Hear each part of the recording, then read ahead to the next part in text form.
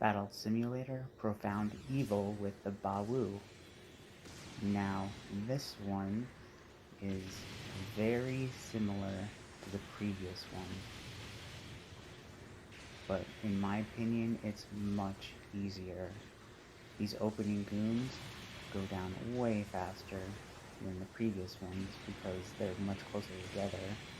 The arena you fight in is much smaller, so a lot less flying to the enemy. And you'll see, even with my sloppy play, I'm able to do this. And if I'm able to do it, you're able to do it, because you're better than me, and I believe in you. And here comes the Alpha Aziri, or Aziru, I'm sorry. And now, the big difference between the Alpha Aziru and the Quinn Mantha previously is that this thing doesn't have arms, and that changes a lot, because with the Quinn Mantha, you couldn't really go in for melee, but this one, you can, and it does a lot of damage.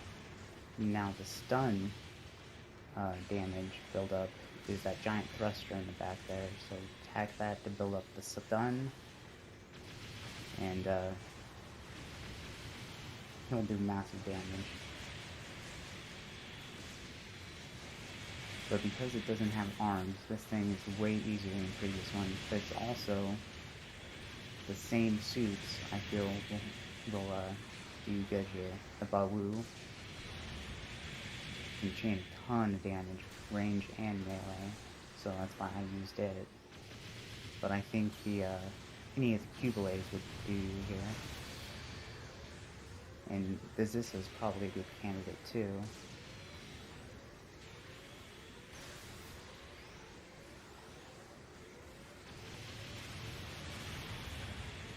And that stun builds up so fast. I already have it on its back here.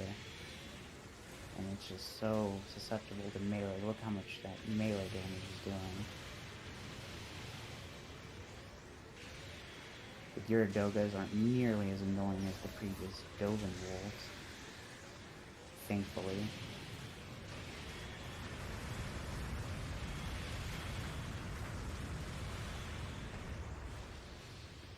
I really didn't have much of trouble with this one.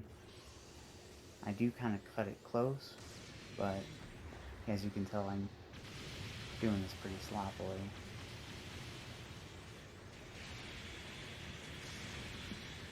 I've noticed it's also much more attracted to your allies, like the Regizu,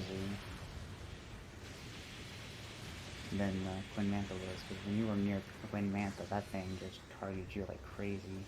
And when it charges you and you can't get out the way, I recommend doing a tackle to negate any damage. But it very rarely charges, if you haven't noticed, and there we go. I hope this helped, and I'll see you guys next time.